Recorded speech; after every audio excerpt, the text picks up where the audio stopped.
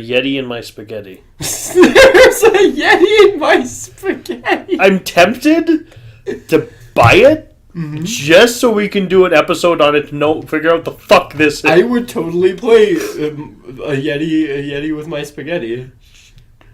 I want to play. I found this board game at Walmart, and it's called Yeti in My Spaghetti.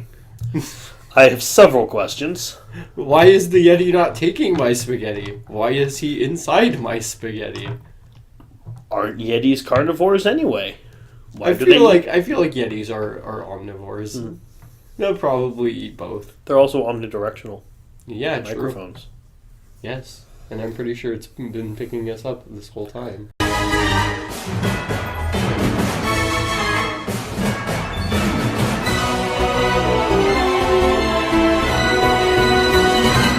You have to break up with your fake high school girlfriend, Gio. Shut up! Damn it! I wanted to start this normally. Going, oh, hi guys, I'm Gio the Tank Boy. And today, on this day of December 21st, 2018, we have another very special guest on the Tank-based Small World podcast. Today, on the Small World podcast, we have, and you were going to intro yourself, but then you decided to be an asshole Wallace Wells. I'm Merrick Tomato of Narwhal Entertainment. And I just wanted to show Gio what it's like to have someone interrupt a fucking recording session, like you did back on Fist of the North Star. Oh, I've done worse. You have done worse. But you could have probably done a little bit worse also because of what I'm going to subject you to today. Good. So yes, today, this day, the 21st. Is it coming out on the 21st? No, I'm just announcing this is when it's being recorded. You know, I do this every time. This is a proper podcast. People need to know when I did this, when this information is being conveyed. You know, what's going on in the world at this moment. This is probably going to be uploaded in like January sometime. Okay, cool. End of maybe. Hello, the future. Hi, future us. Hi, future mom. Hi, future dad. I guess. Hi, future me. I just like to say I'm very disappointed in you. As always. But today not as disappointed as I am in future Gio, though. You're going to be kind of, I think, disappointed in maybe one thing, and we'll get to that eventually. But because I'm fucking disappointed in it, because we have lots of disappointing news in the news these days. Oh, yeah. And thus the reason why I'm kind of starting this. So I can actually talk about it, make light of it in my own way, shape, and form.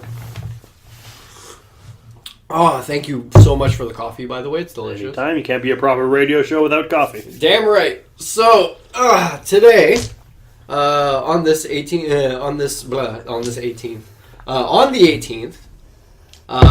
we had one of the major breakups on the YouTube. We talked a little bit about this already. Yeah, on our Christmas episode, yeah. If you watch that. If you are coming from Narwhal Entertainment, if you're not, you should be coming from there. And if you're not, how the hell did you get here? Yeah, if you're not coming from there, you sure as hell should be going there right now. Link in description below. Probably, yes. And, yes, today we're going to be talking about, for starters, the best friends finally disbanding. The super best friends Zaibatsu. The dream team. They've been there for years, putting suckers in fear, making the tears rain down like a monsoon, making your face go boom explosion. Yeah. Let's see how far we've come. Let's see how far we've come. Well, they've gone their own ways, really. Yeah. Matt's doing his own thing with the flop house.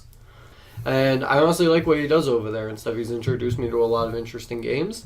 And plus he's got the mediocre Spider Mat. That's always fun.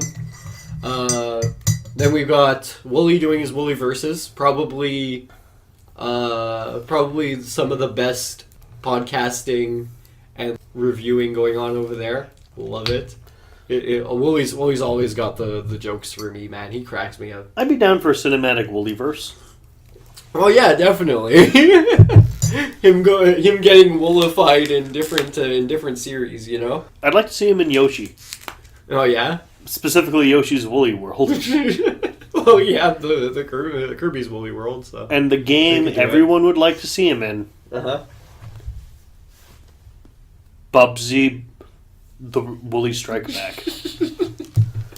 Bubsy Strikes Back was terrible. There isn't a single Bubsy thing that wasn't terrible.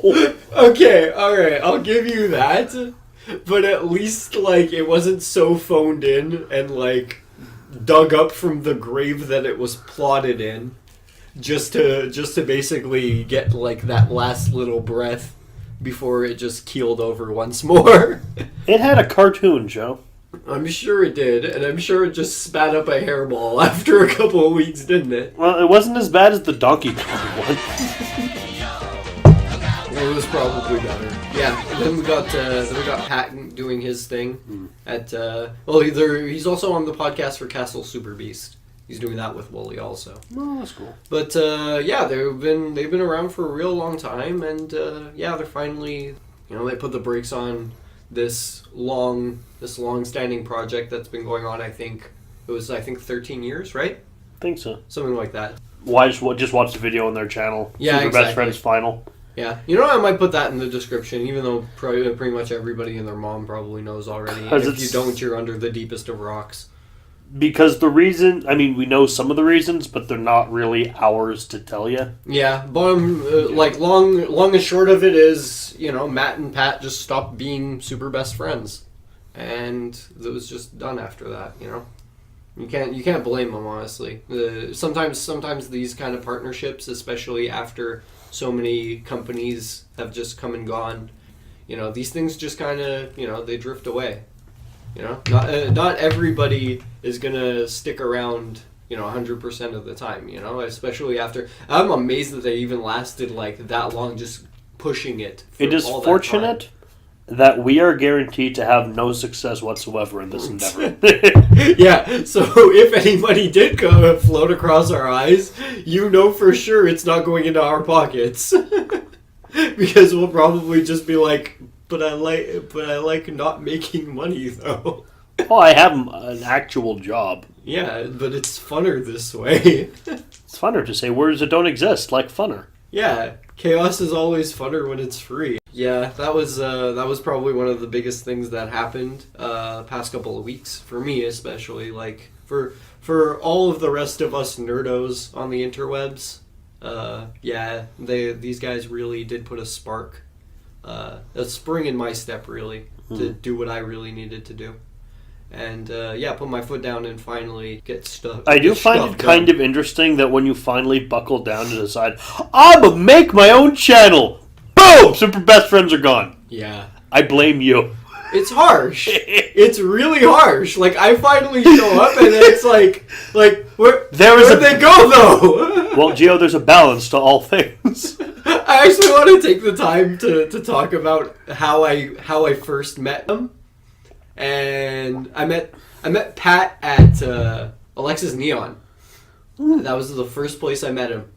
And where? I was just I was up in the food court. Okay. And I was just sitting up at the Alexis Neon, I was eating I was eating some like pad thai or something. I was eating yakisoba. I was having some noodles. Okay. And yeah, I was just I was digging into my noodles. You realize when you said yakisoba, I had no idea what the hell you were talking about. It's Japanese noodles. Great. It's like thick Japanese noodles. Oh! Excellent. Yeah. And I'm eating my noodles, and I'm waiting for my girlfriend at the time. And she's running a little bit late. She's still in class and stuff. So I'm just sitting around, For those of you that don't know. What year was this? I think this was maybe second year Dawson. So I don't know, maybe 2015 maybe? Okay, so we had met by this point. Yeah, of course. I think Mindbreakers was active at this point. Possibly. But you were not on it. I definitely was not at this time, no.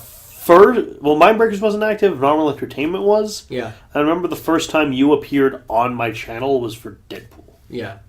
But before that, though, I wasn't. Yeah, I wasn't. I was just I was with my girlfriend and stuff. I was doing my classes and stuff. Like we didn't make the agreement for me to come on the show this time. No, but we were playing D&D together. Yes, but we were playing D&D together, and I was working on maybe putting together a channel at some point. A D&D session that is a D&D campaign that has gone on for years now. Yeah, and is looking at its final session this weekend. Yeah, and I was 23rd. Yeah, and I was watching Super Best Friends for I think about 5 or 6 years before this. So, like, at least 5 or 6 years before this. So, yeah. So, when I was just looking around at this food court, you know, by myself, sitting there, I check out the table, like, all the way down, like, just, like, across the row, basically. I just look up across the row, and I just see Pat sit down with his 3DS, and he's playing Monster Hunter, I think.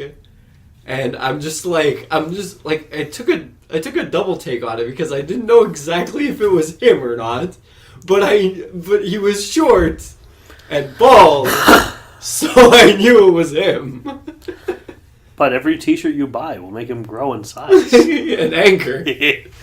But I knew it was him. Like, it had to be him. But I had to still take that double take just to make sure.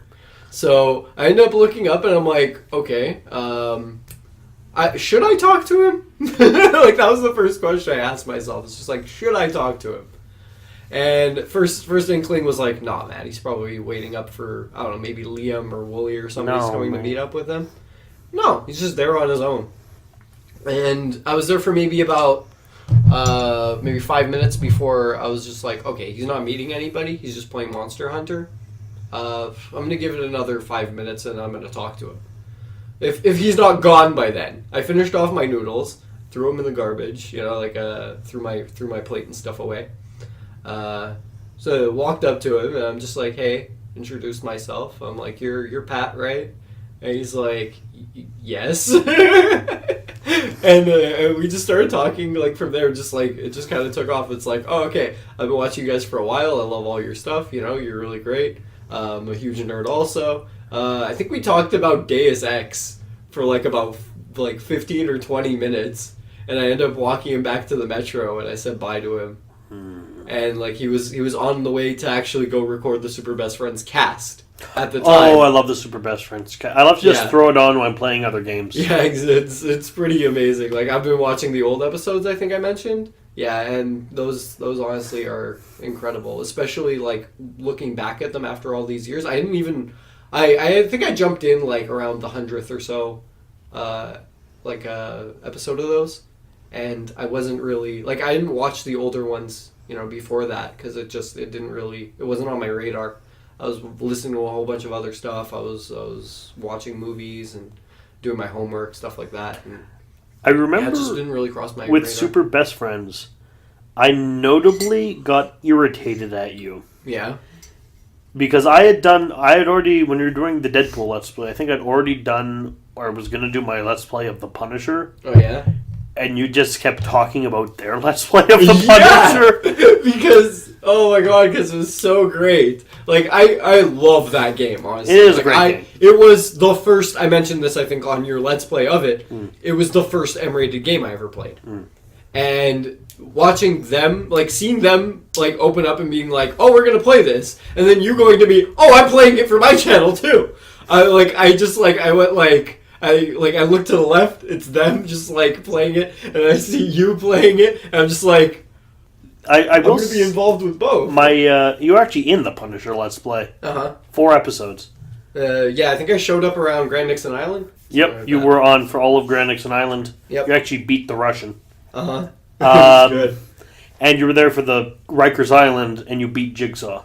Yep, it was pretty wicked. I kind of told you a couple little exploits from back when I was a kid, you know, playing it myself. I told you where the Rams were. We also notably named every single episode of that after one of the one-liners he makes while horribly murdering someone. Like, you've been rehabbed. Yeah. Nose to the grindstone.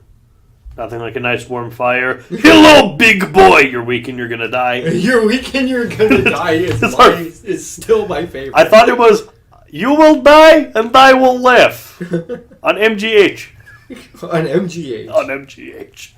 Yeah, I managed to actually bump into him before he was going to his podcast. You know, he was running late, and he thought to like sit down at Alexis Neon And like play a video game. two tables away from me and just sit there playing Monster Hunter.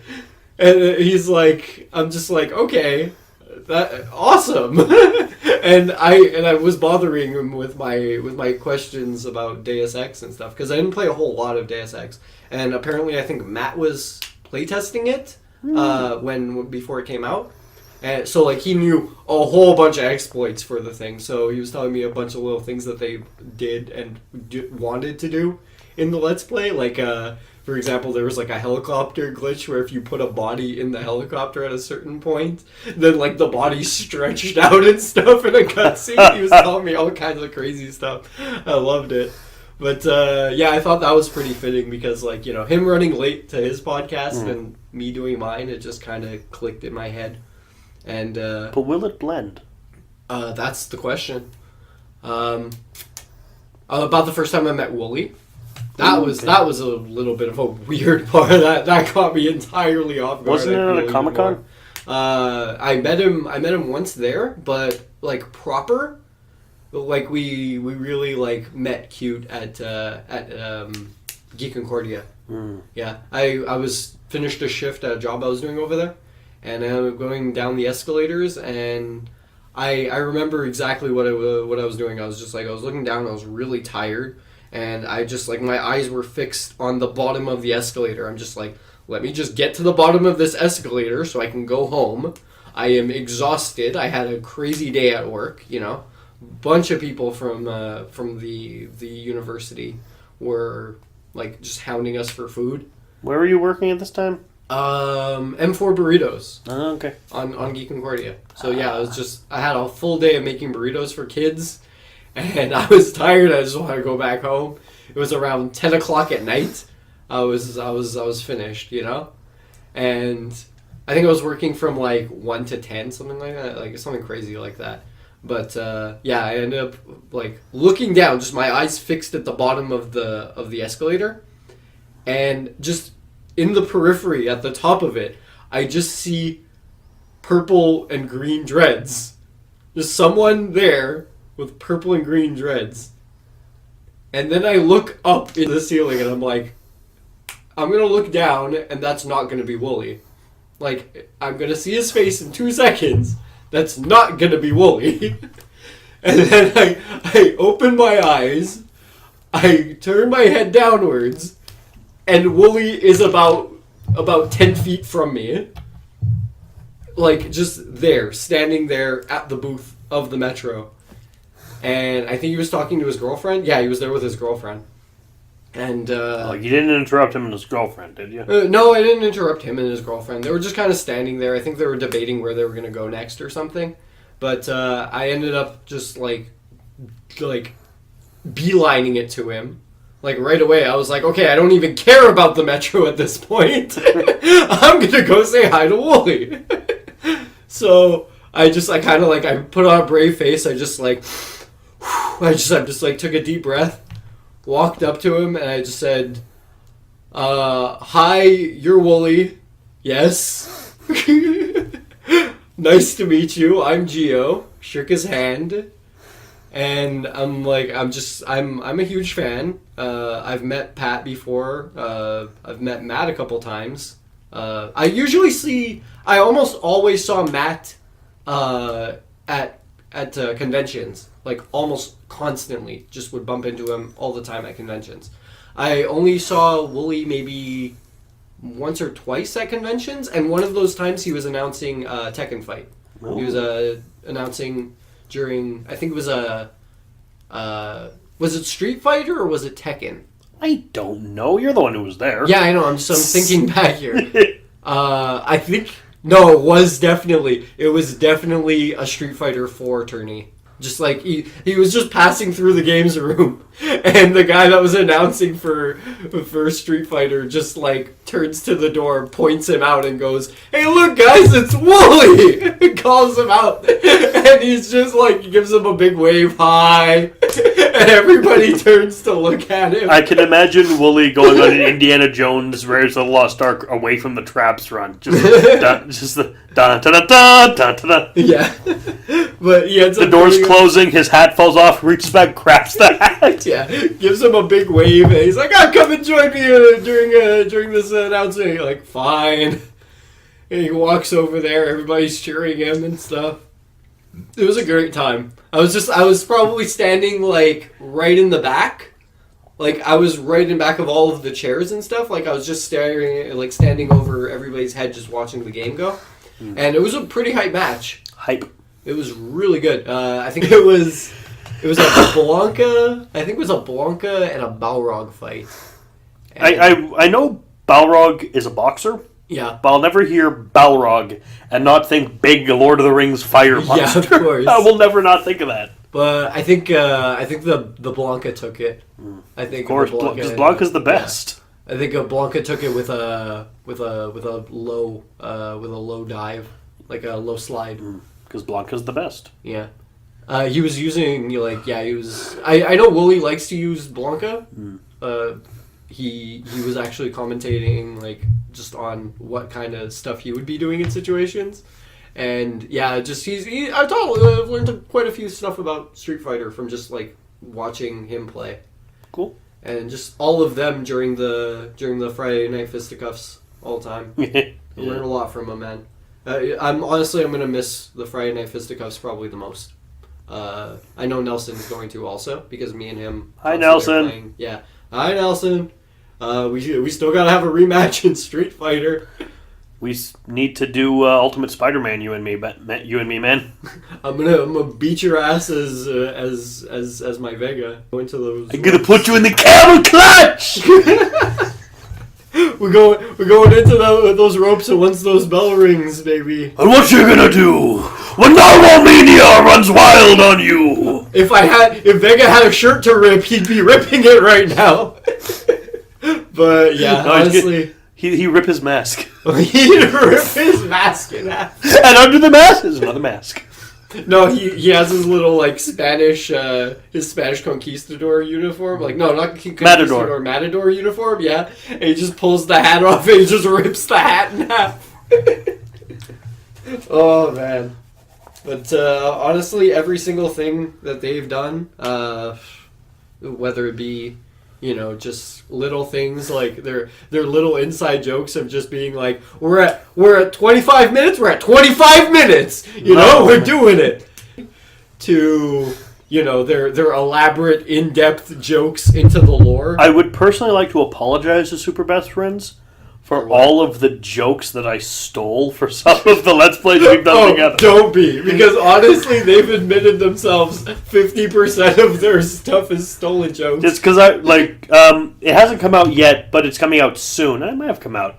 Gio and I played through Reservoir Dogs. Oh yeah, and at several points in that, we're just shouting, "There's no time!" and bang, bang, bang, bang, bang. But still, late apology for it. But it'll be out. At the same time, it is more in homage to you guys because you guys were the best. You guys were really great at what you were doing. Because there's no time. Yeah, you guys were probably one of the most successful, even, at what you were doing at the time you were doing it at. I watched the Punisher Let's Play so many times. Mm-hmm. Aside from that, I watched their Deadly Premonition Let's Play. And I think shouted the fuck at the top of my lungs at the ending of that. About the Deadly Premonition Let's Play, I have not watched that one. That's probably the one that I have not watched, just purposefully, because I still haven't actually, to this day, haven't beaten Deadly Premonition. I watched their... Resi 4, Resi 7, started their Silent Hill 3 but never finished it. Mm-hmm. Same with Eternal Darkness. I gotta get back to Eternal Darkness. Eternal Darkness is great. I'm probably gonna play that one day. But I think I've seen their Let's Plays of that. I've watched their Parasite Eve. I kind of want to keep it to movies, games that I'm not gonna do. Yeah. Because if you know my channel at all, with a few very notable exceptions, mm-hmm. I do tie-ins. Yeah. Exclusively, almost. Pretty much, except for a few in the past before I really hit my groove. or games I'd always wanted to do, like Enclave, the Legacy of Kain stuff. Yeah, just fun stuff that you and enjoy. Knights of the Temple. Yeah, exactly. But the 4th anniversary thing I did, it's actually still going on, I think, because it's a long-ass game. It's the Bard's Tale. But it's the 4th anniversary. It's going to be special. Yeah. But after the, like, tie-in stuff. Of course. So a lot of their stuff that I want to keep watching, I'm going to watch because it's not my tie-in. It's not going anywhere Like, either. true. Well, the finished Let's Plays. Yeah, exactly. But they're all of the stuff that they've they're leaving it all staying. up. Yeah, exactly. Which I want to also mention that I love that they are doing that because I have seen some nasty breakups where it was literal divorce involved and people literally just clearing their entire channel of content and deleting the channel in general. I'm glad it was a better split up than old Game Grumps. But it was still... Game Grumps had their own thing. And they patched things up. Ego Raptor showed up in the Starcade. Yeah, but I'm talking some really nasty ones, you know? Like, I don't know if Caden's ever going to watch this, my god. But, I remember his old channel, Multipurpose Spam, that broke up probably one of the worst ways. So, Caden, honestly, if you're watching this, don't be offended, please. Please don't sue us. I loved everything Multipurpose Spam was doing, and everything you are still doing with Val and Tony are still just as great. Please don't sue us. Continue watching you guys. You guys are awesome. Well, don't sue me at least. Yeah. He also actually lives in Texas also. Okay. Speaking of Texas. No. You want to get right into that? Yeah, I want to get right into that. Okay, we'll get right into that then. There's a channel... Screw my first segue. Let's go on yours. Well, you said Texas. Yeah, speaking of Texas... we have a friend. Her name is Ash. Yeah. She goes by Winter Medley on here on YouTube. And that's actually the story here. Is we talked about her channel. She's done a lot of amazing covers. She does good music. She sings like the most wonderful of songbirds. We talked about her channel in at the end of our Christmas episode. Yes. And we both have her channel in our suggestions of channels to check out. Yeah, of course. She's on my feature channels for sure. She has, for the moment at least, quit YouTube. Partially because her setup is just no longer available because her tablet her iPhone belongs to the school. Yeah, and they're like, no, give that back, please. Yeah, so good news is she is graduating, but still. Yeah, so eventually she's going to be able to find a proper job and get her stuff, and be able to continue singing the music because I'm gonna be sad if she can't follow her dreams and make her music anymore. Because I did have plans for her involving Mindbreakers as well.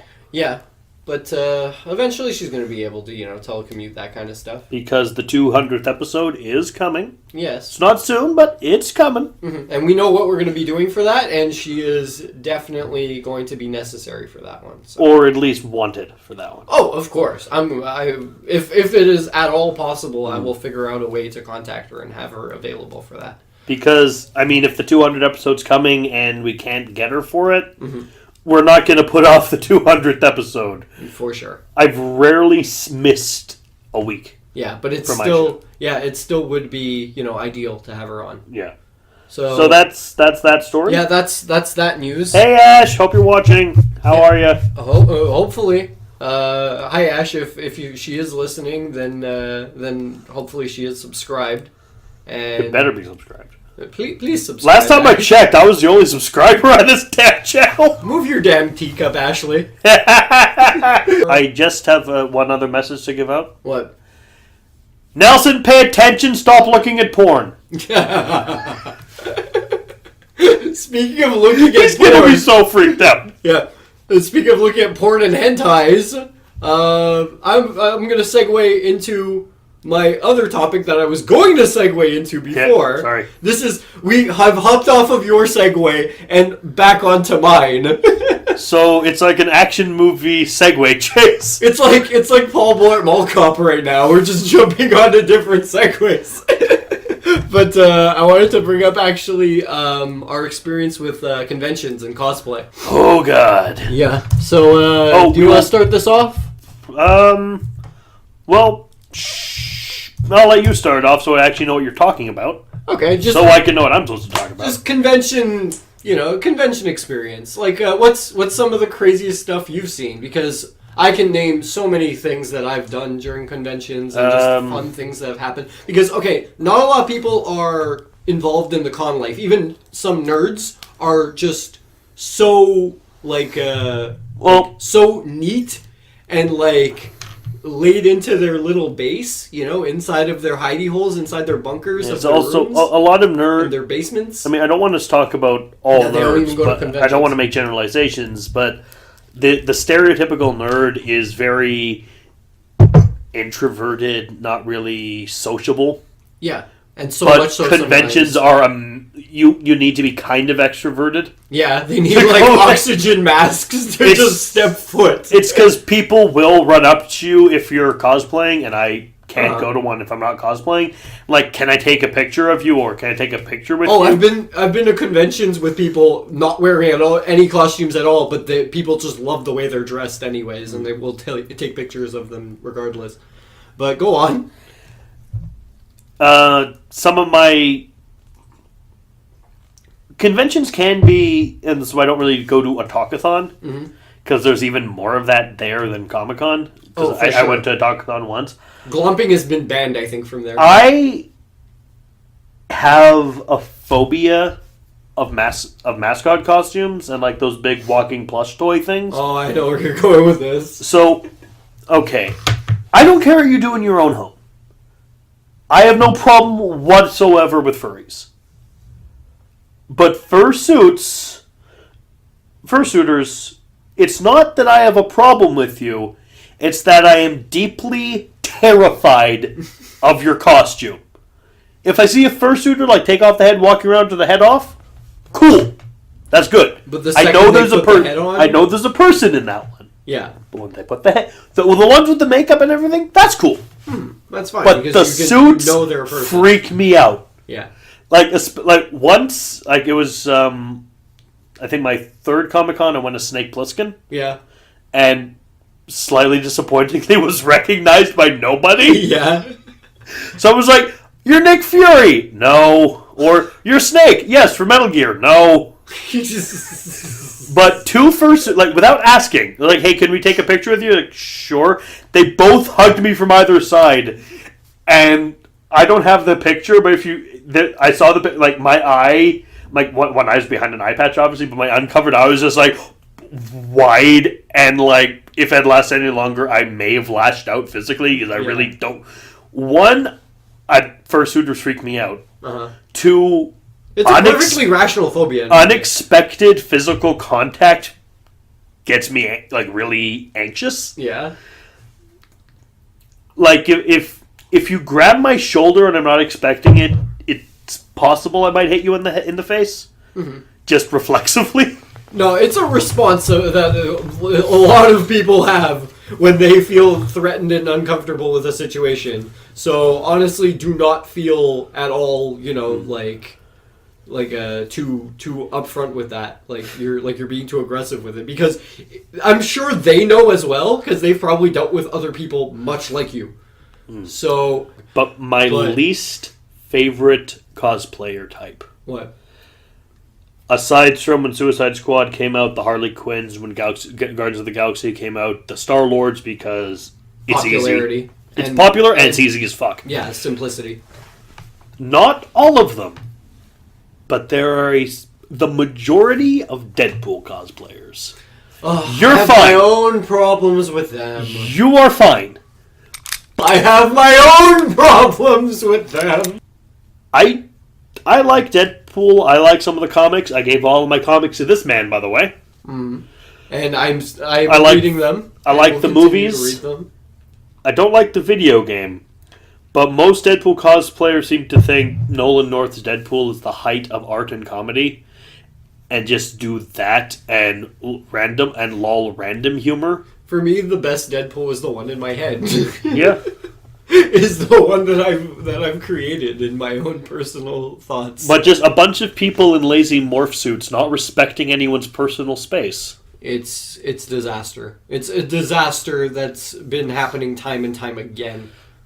Like And it's disrespectful to like be honest. I would be in like a lot of cases. we're both going to Comic-Con this year, right? Probably. I might show up for Comic-Con. I'm definitely going to go to Otaku-thon. That's I'm definitely going to Comic-Con. certainty for me. If I get money, if I get enough cash to go to Comic-Con, I'll go to Comic-Con. I'm definitely going to Comic-Con this year, and if we are there, I'm definitely going to be Ghost Rider. Uh-huh.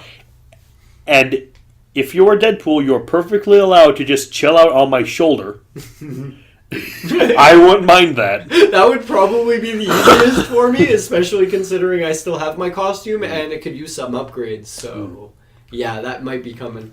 I might take some pictures of that. But, yeah, I still have pictures of my original version of the... But I'd be fine with him getting on my shoulders and, like, poking the fire because I know this guy. He's my friend. Yep.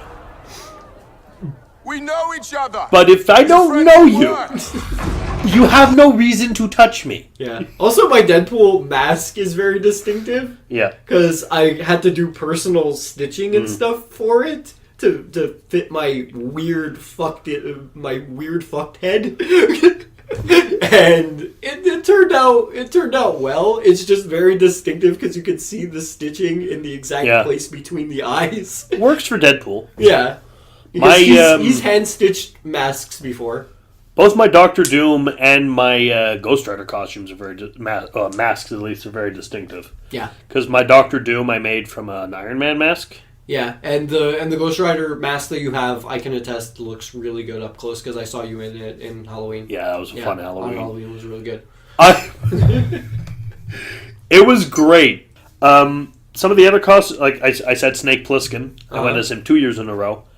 I went as Joker 2 years in a row, which was a lot of fun. I've actually never done the Joker. I'm never, ever, ever doing any costume requiring face paint and makup again. I've done the face paint multiple times. Because I'm wearing a 3-piece suit in the middle of summer. Yep. So my face starts melting off. Oh. And of course, having to do the Joker voice and smile for 7 hours isn't exactly enjoyable. For me, it's a bit of an easier task because I just kind of have the Joker running almost constantly. You know, I got it running 25/8 basically. But when I was Doctor Doom, I was there with my friend Marc Andre. Yeah. And some lady just like, hey, could I? No, it's not some lady. Some guy was like, hey, could I take a picture? I was like, okay. I'm dressed as Doctor Doom, so you're not going to cosplay and say no to people who want to take your picture. What's the fucking point? Right? Yeah. So like, yeah, okay, sure. I get like my Doctor Doom pose, like with the cape, like clutched around one hand, the grasping hand. With an addendum to that, unless you're busy. True. It's like, hey, can I take a picture? No, I'm trying to buy shit. Leave me alone. Yeah. Or in the food court, hey, can I take your picture? I just want a cup of coffee. Go away. Yeah, I'm eating. Please. Oh, for the love of God, if you're ever going to ask somebody for a picture or an autograph or something, for the love of fuck, please not when they're eating. Though, I am looking for... I wouldn't have a problem with that when I go as Ghost Rider. Yeah. Because, you know, the mouth of my mask opens, and there's a hole through it into the... Like, if I'm just there, like, eating, like, my Thai Express or something, through the mask, like, can I take a picture? Of course, I'm eating through... It's Ghost Rider eating noodles. Of course you want a picture of this. Yes. That's very true. But I got my Doctor Doom pose, like some of the cloak bunched around one hand, the fit, my right hand held up in the clutching thing. Yeah. You know, full on Doom pose. The Doom pose. And he gets on his knee, on one knee with his camera. He's like, okay, he's taking a low angle shot. Nope. Man took a picture of my crotch. It was just so glorious for him to see the Doctor Doom dick. And you gotta see the D of D, man. And this is the thing. This was not a spandex costume. Of course. This was on my legs, under the leg armor I had. Yeah. I had a pair of black jeans spray painted silver, and over that I had a tunic down to my mid thighs. There was nothing to see. I wanted him to just make like a couple of just suggestions to your body. Can you spread a little bit? Just open those legs up. It's like, what do you want? Can you do the hammer time just from right to left for me? No, that would be too normal, I think. And there was another Comic-Con, actually, Yeah. where I went with... this is actually one where I had a panel. Uh-huh. Well, I didn't have a panel. I was on a panel about slasher movies. Yep.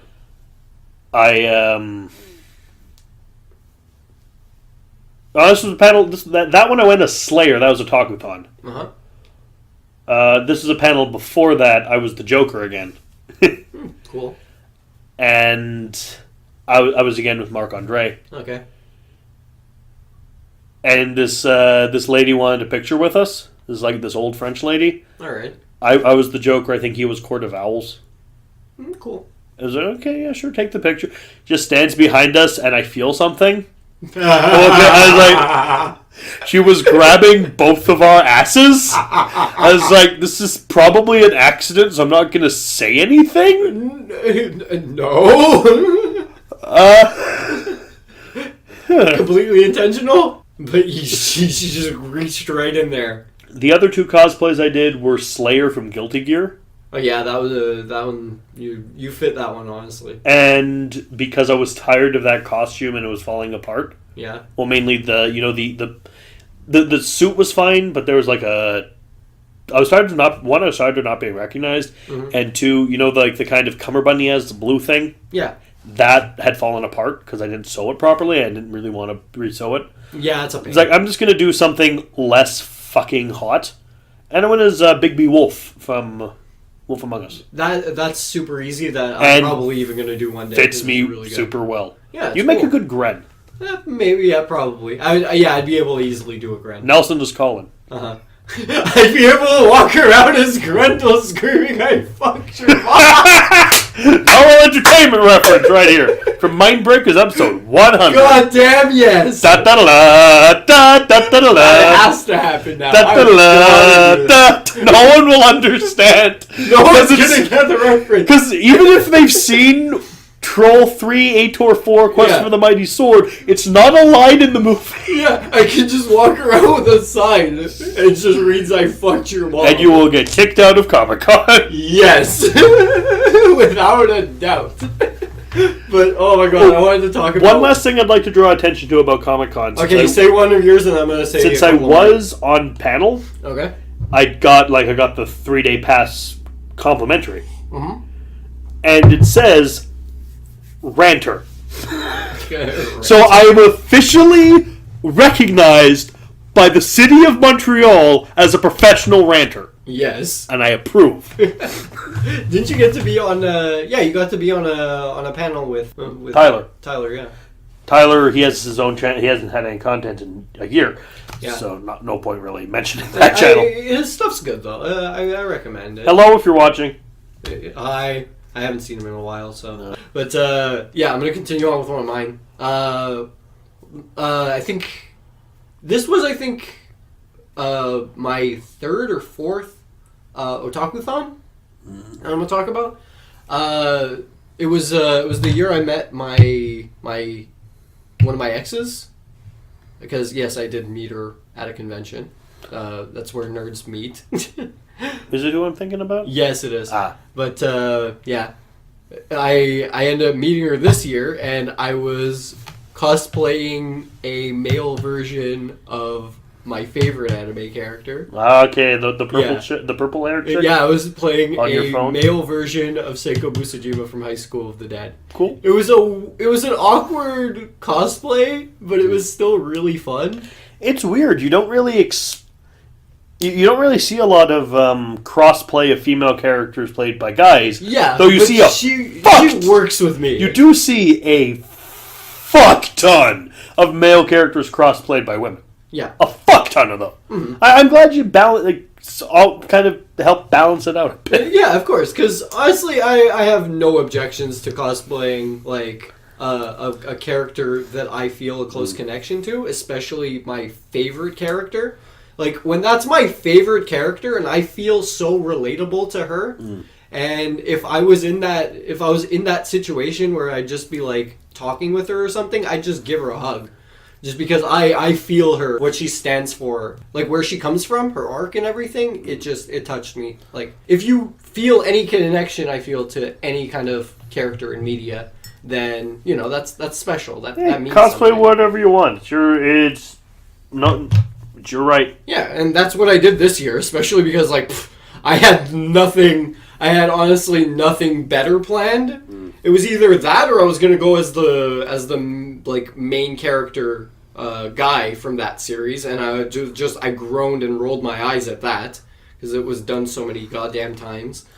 That I just gotta say, as long as you're not just doing it because it's A, popular, or B, easy.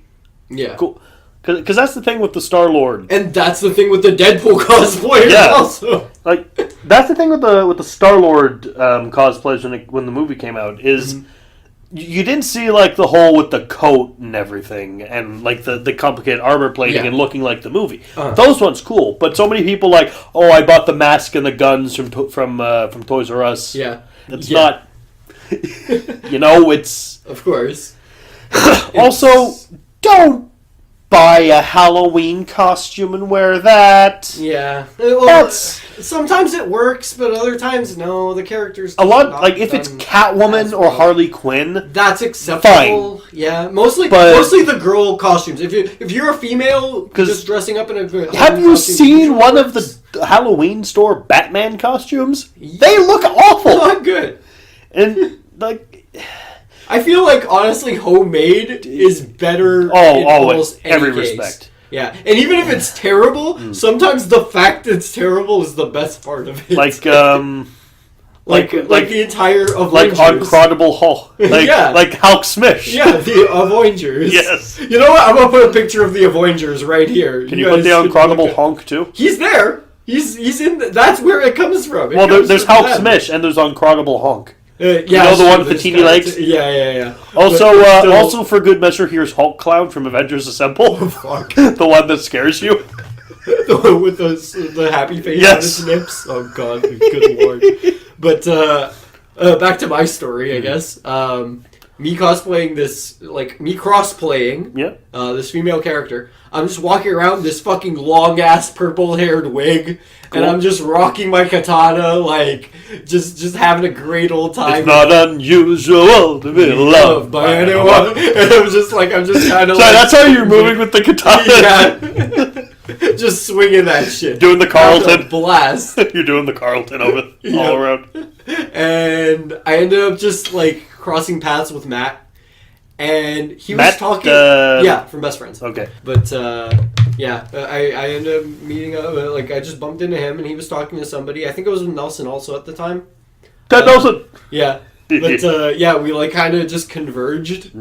And he was just talking to somebody. I forget exactly about what. I think it was just some obscure anime or something. And we just kind of, cornered him, started talking about Metal Gear. And, he just was looking at me like I was a completely normal person. He talked to me like I was normal looking. Like I wasn't wearing a flamboyant-ass purple wig. And it was honestly very respectful. Everybody else was kind of looking at me sideways. I would not talk to you like that, Gio, like you're normal when you're wearing the flamboyant purple wig. Because I know you, and I know you're a freak. Yeah, but him, it was just another day. It was just, you're a normal-ass dude, you're wearing a flamboyant-ass wig, your hair's flamboyant-ass, bright purple. Yeah, I can see it kind of two ways.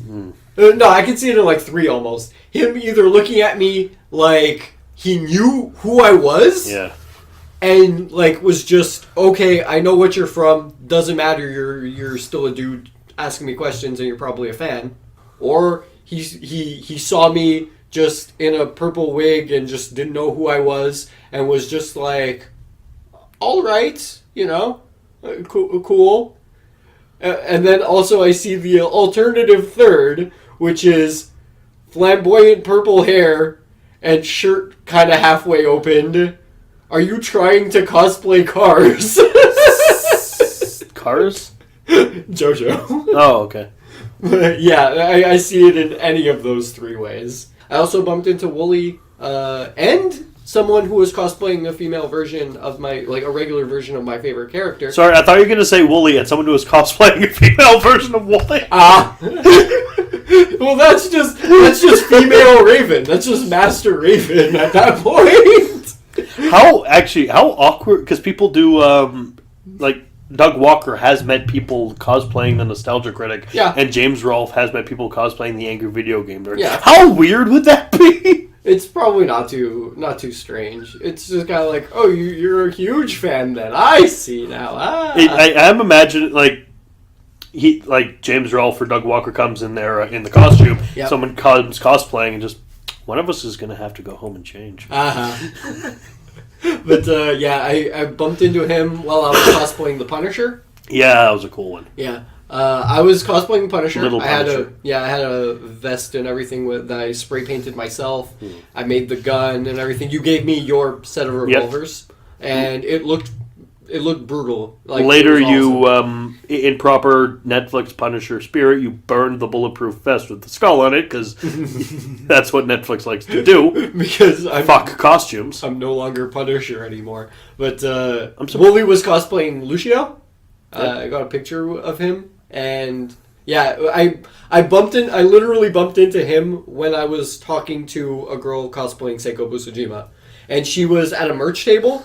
So, like, I was just across the merch table just being like, oh, hey, can I take a picture of your cosplay and stuff? Like, I've never really seen a merchant especially cosplaying, Seiko. So I'm just like, okay, I'm going to take a picture of her. And then just, like, she just kind of turns and, like, looks after I take my pictures. Like, she looks kind of off to the right. And she just goes, oh, hi, Wooly. And I just turned to the left and, like, Wooly's in my face. I'm like, sup? And he's just like, we just had, like, a little conversation at that point. I'm really not nice. sure if I ever meet any of the super best friends, Yeah. or the artists formerly known as the super best friends, I guess we should call them now. No, they're still doing stuff. I know. Don't put it, like, it's not fucking Prince, But I'm not sure I wouldn't be able to resist the urge to just fall to my knees and do the Wayne's World, we're not worthy. We're not worthy! Because that was kind of my initial reaction, especially the first time when I met Pat, man. That was like, oh shit, I can't do this right now. But I manned up. I swallowed my pride and I was just like, okay, if this fucks up, it fucks up. But we had a nice discussion. It was really cool to talk to him about Deus Ex. My frog's giving Cool us just some seeing funny him. looks, man. Yeah, I've seen him a couple times just passing by him on the street and stuff. Also, I remember one time I just passed by him with Nelson, and he was with his girlfriend at the time. Who, Nelson? No, Okay. Pat was, and I knew it was Pat's girlfriend because he was talking to her and she was talking to him, but also she was like amazingly good looking. And I heard from somebody before this that Pat had a super hot girlfriend. And I was just like, I'm like, oh, so that's her. Like, it's just, I put two and two in my head. And I was like, oh, I see now. Like, good for him. Nice on him. But, yeah, we're going to kind of jump off of the convention topic and into the news.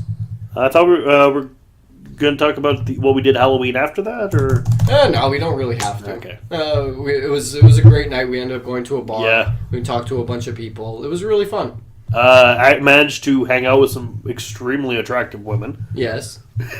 we just kind of wiled them over with our gentlemanly charms. And there was some guy dressed as a hockey player who was being a dick to the waitresses. I managed to stop a fight from happening. Oh. Just by being in the Ghost Rider costume and refusing to take the mask off. Well, yeah, nobody's gonna mess with you at that point, bro. I sure as hell wouldn't. Just take off the mask. No. Not if they know what's good for them, dude. But and then we did the fire it up cheer outside the bar, Oh, and yeah. one guy just said, "Is that like a Canadian thing?" I wanted to turn so badly and just be like, yes, yes it is. Fire it up! Fire it up! Fire it up! We need to do that at an actual convention in front of James O'Barr's table. Yeah. Like, I 'cause need- I've seen him. I've met him at cons before. You know what? Actually, that's a cosplay you should do one of these days. What, the Crow? No, Robbie Reyes. Oh, Be yeah. Danny Ketch and Robbie Reyes, brothers Ghost Rider. Okay, because I was going to say, I've done the Crow. And I actually have a better guitar now to Yeah? do the Crow with. You're welcome. Yep. It was a black guitar from your shop. Yep. It's probably going to be... The Batman. You guys are going to see it eventually. It's really nice looking. I actually put a Batman symbol on it. Cool. Really good. But, yeah, that thing's pretty. I likes it. Let's see. I'm going to start this off with a trailer. Then we're going to get I'm going to start this off with 2 trailers. Okay. Sorry. And then we're going to get into the news.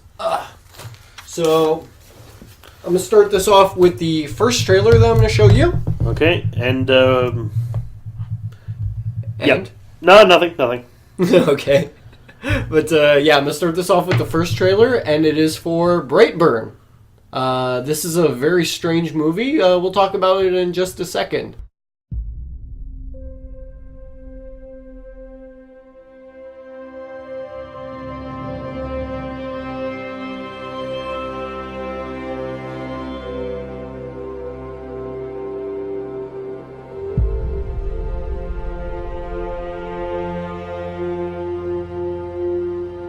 Who am I? You are a gift.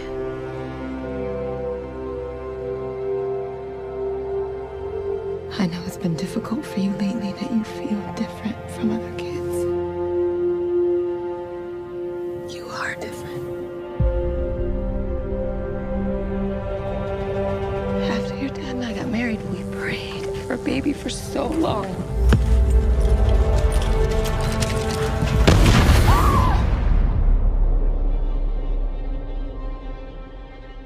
One night, someone listened.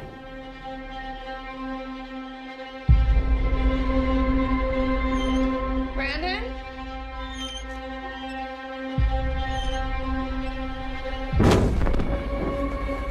You are special.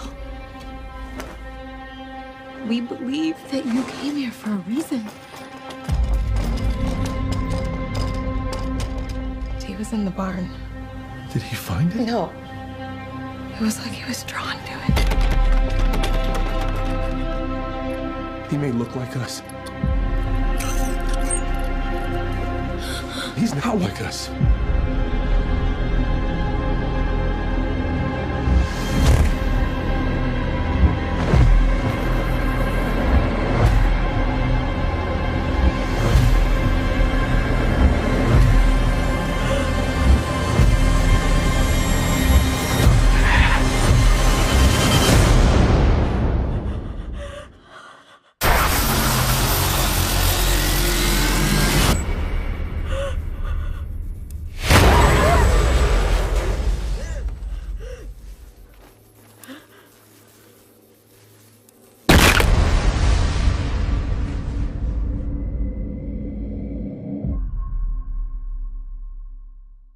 And if you stay the night, yeah, if I do alright, I might be coming back for more. And if you're coming back, we must be on the right track, and I'll be stepping up for sure. If it's alright with you, I'll bring a table for 2 at this fancy restaurant. And if you still want me, I'll make sure to be the best you ever had. You thought I was young. So, Superman grew up wrong. And they say the baby that burns twice as bright burns half as long. I'll drink to that. Man. This was an interesting looking little thing. It's, Yeah. Reminds me a lot of that, a comic I read by Canadian author, Irredeemable. Yeah. Well, it's definitely not the type of thing you see every day, especially No. not nowadays. Of course not. Okay.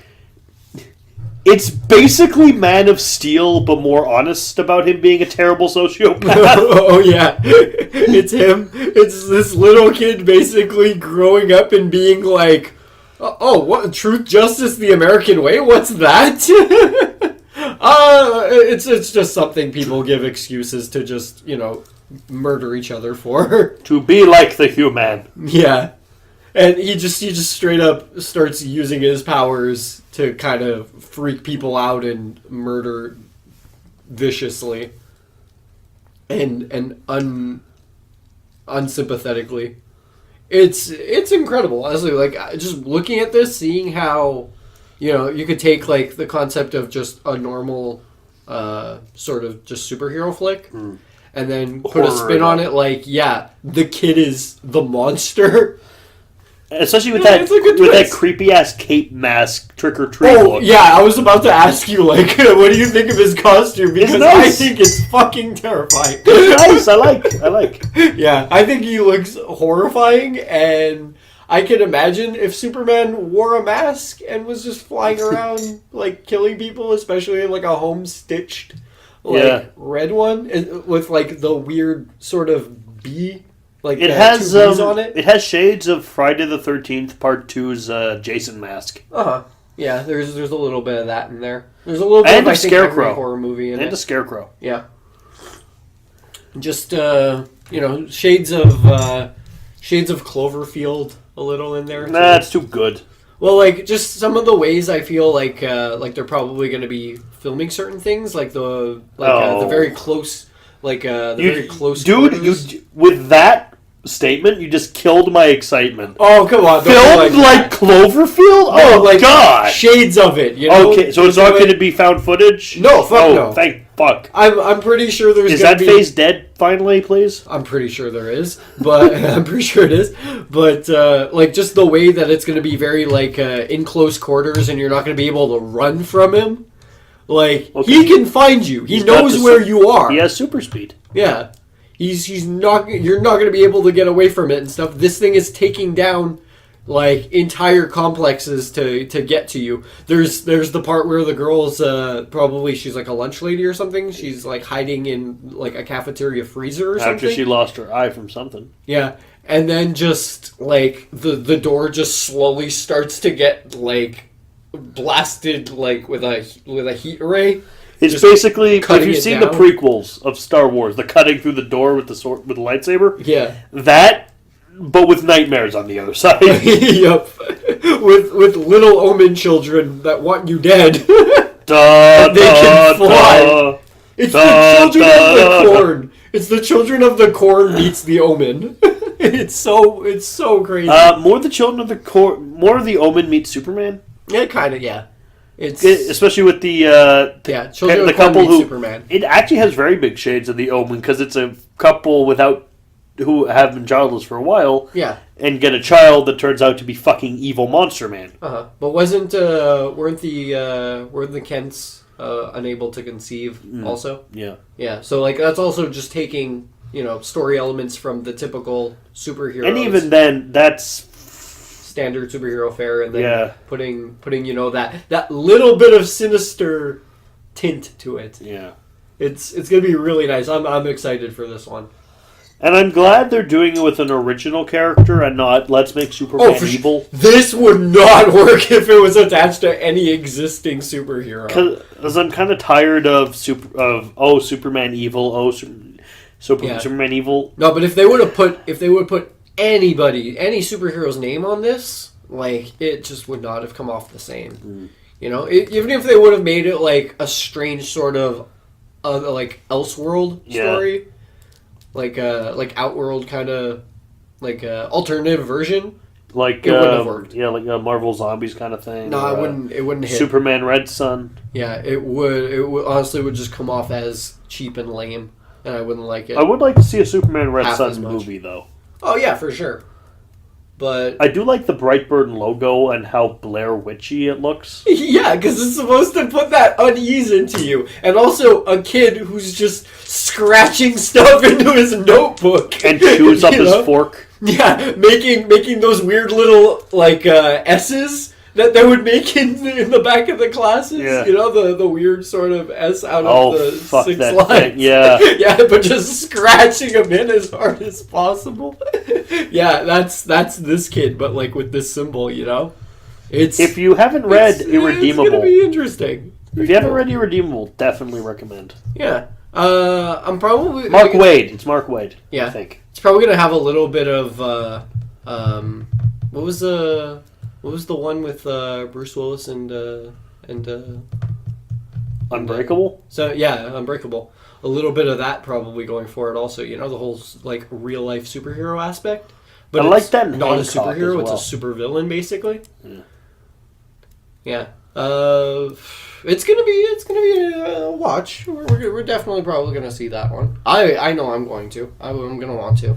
Probably not going to be a Mindbreakers unless it turns out to be very bad. Yeah, if it gets to that point, we'll let you know. But when I see it, I'm probably gonna end up doing a review, just a really fast little snippet. Probably no spoilers. Yeah. But If you're very good. yeah. If you're bad, spoilers all the way. If it's awful, I'm gonna do spoiler reviews. No, I'm telling the listeners. Yeah, If you're naughty, spoilers. yeah, you're getting coal in your spoilers, kids. Spoilers in your coal. You're getting coal in your cars and spoilers. You'll kill in the coal. environment. Yep. What was the other trailer? Yeah, we got one more trailer and then we're gonna get into the news. Yeah. Second trailer is actually one I saw. I actually didn't watch this one yet. No, I haven't even watched it yet. Ooh. I saw it today. Like I saw it was on YouTube. YouTube. This morning, in the wee hours of the morning, because I was up at like 4 a.m. today. Tank base. Doing stuff for Tank Base. So, Like we are right now. yep. Tank base. Never stop, never stopping. Don't stop. Tank base. It sounds like a drug thing, like freebasing, but with a tank. Freebasing off your tank. But yeah, I saw this trailer. Came out today or the day before. Okay. But I saw it was open today. But yeah, this is the trailer for hang on a second, I'm just gonna go right to it. It is the trailer for the new version coming out next year, 2019. Well, it's gonna be coming out this year for What when is this it? is coming out. Hellboy 2019. Ooh, I've seen bits of that. I It saw has- nothing so far. Well, I I've haven't seen zero. the trailer. I've just seen pictures. Yeah. It's all I see is just it's Chief Hopper from Stranger Things. It's Hellboy. yeah. All I see is David Harbour just like in the costume, and he looks great. Oh god, I can't wait to see him act as Hellboy. Oh my god. I mean, nothing will probably ever replace Ron Perlman in our hearts. Definitely not. But it's still going to be something to look forward to. And yeah, we're going to watch this thing and then we're going to be right back with you. So yeah, don't go away. Oi, I need some ID, love. Are you serious? He warned us that something was coming. If there is ever an end in this forever war, it will be because of you and your strong right hand.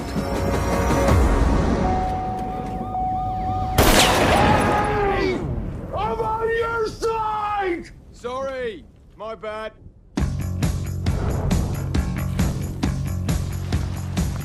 We're the line in the sand. We fight against the forces of darkness. This is it. We're expecting a sign that says secret headquarters. Oi, I need some ID, love. Are you serious? You made me a damn weapon. I just wanted to help you become the best you. Some dads get their kids Legos. Haven't we got to be saving the world or something? Does it do anything special? Yeah. It smashes things real good.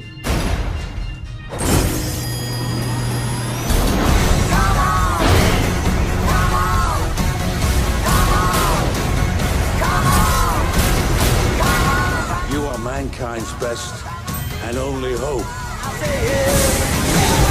I thought we were supposed to be fighting monsters, not working with them.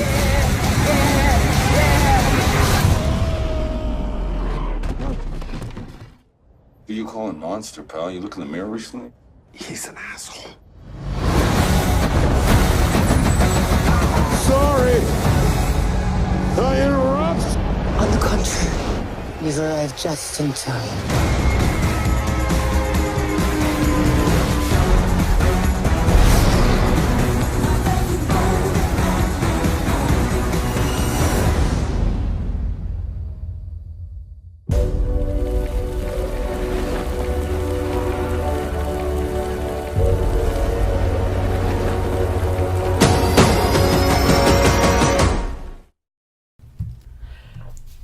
You went away, didn't you? Thought we wouldn't notice.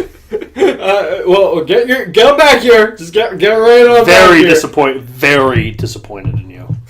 But we are not disappointed with the way this Hellboy is. Oh, this looks really good. I'm stoked for this now. This is cool. I like this. I had a bit of worry when I saw the name Mila Jovovich in the credits. Yeah. Because I really don't like Mila Jovovich. Yeah, but she looks like she's going to play a decent villain. And if she's playing a villain, that means I'm going to get to see Hellboy punch her in the head. Probably. And it's less... I don't dislike Mila Jovovich as much as I just hate the Resident Evil movies. Yeah, and just the fact character that of Alice. Been in every single one and that they never thought to... But it's like, hey, let's new. Let's do a movie about Alice and exploring her character. And just Alice. Excuse me, objection. What character? Give one personality trait. She's powerful. That's not a personality trait. She's a clone. That's also not a personality trait. It's like I think I'm a clone really now. Cool. Yeah, she's really cool with her dual wielding style. So is everyone else. Yeah, and she's really strong. And she's a psychic for some reason. Stop. But yeah, this is gonna be pretty cool. This trailer, honestly, we watched the Smash Things trailer. Yeah. And it's possible it's the only trailer out there It's the only trailer out there right now. But this trailer had me right away from the beginning when he steps out the van and just a gunshot just rings on through the side, hits the window. And I'm on your side! Just throws his hands up. He's like, I was just expecting, he's just like, shit! I'm on your side! Sorry! But yeah, this is gonna be the exact kind of tone I want for a Hellboy movie. This looks like it's gonna have a lot of really cool monsters and stuff. Way more innovative than I think the than the amount of creatures that we got in the original two. I'm thinking it's going to be. Even though we got quite a few in the backgrounds and stuff. I'm thinking it's going to be for me between the. It's going to fall between Golden Army, which is a really good movie. Yeah, especially character like what do I want to say? Practical effect wise. But the thing with that one is it's less so a good Hellboy movie and more it's a movie where Guillermo del Toro gets a shine. Yeah, it's a severely played out story. Yeah. And I was like, okay, it's still a Hellboy movie, and it's still got some really good moments in it, but like I was just kind of gritting my teeth at some point. Oddly, the best... This wasn't great. The most Hellboy thing that came out, like closest to the comics and stuff, that came out from the Guillermo del Toro, Ron Perlman Hellboys, was oddly enough Science of Evil. Yeah. Because, dude, you're fighting a Nazi head in a jar and a cyborg monkey. A cyborg Cthulhu monkey. This is Hellboy. But me and my friends ended up calling it the science of wall breaking because it was a severely disappointing development and gameplay-wise. Though it was a lot better, I never thought I'd say this about a game, a lot better on PSP than it was on Xbox 360 and PS3. I played the console versions. And you know why? What? PS3, Xbox 360 console version looks like the movie. Yeah. That kind of graphics. Kind of. PSP, modeled after the Mike Mignola art style interpretation of the movie. Kind of fits a little better. But a lot better. Still, the gameplay's still disappointing. Yeah, gameplay-wise, it wasn't what I wanted it to be, but it was still serviceable. I can safely say, after having played it and not all the way through, but a bit of it, though you might be seeing a Let's Play of it eventually, it's a damn sight better than Hellboy Dogs of War. That PS1 game, which is a nightmare. To play that one yet. It is god awful. I haven't the control of my laughter to watch you play that. mean, I've played some shit. Mm-hmm. You saw us play Die Hard Nakatomi Plaza. But wandering around in an old school Spawn-esque environment with a big red clubberfuck looking model of Hellboy. I think I just showed you a picture of like the model of Hellboy from that, and you just said he looks like a butt plug. Yeah, he fucking does. And I was just like, Christ on a cracker. This is gonna be terrible. And I couldn't stop laughing because like that's what they did. That's what they went with. No remodels. No, that's the one they went with. He had no neck. Oh god, it's so bad. Yeah, no neck. Also, it plays even worse than it looks. Yeah, but a little bit more about this. It has Chief Hopper as Hellboy. I liked Stranger Things a lot. It was really good. Everyone did. Yeah, Hopper was probably one of my favorite parts, if not my favorite part of. He was mine. Stranger Things. He was one of my favorite parts, as was... Still haven't finished season 2 yet. You know, another one... Still haven't. It's not a spoiler for season 2, but another one of my favorite things is the... in the first season, the guy who's kind of like the douchey jock asshole bully guy. Yeah. He sees there are monsters, like, okay, I believe you. We're going to work together on that. Runs it back. He's not an idiot. It's like, did I just see that? Yeah, because it's always better when the character does run it back because they know they're wrong. And it's also also kind of character growth for him, and like, not just I'm going to help. He's like, I'm going to help you because if I don't, you kids are going to die.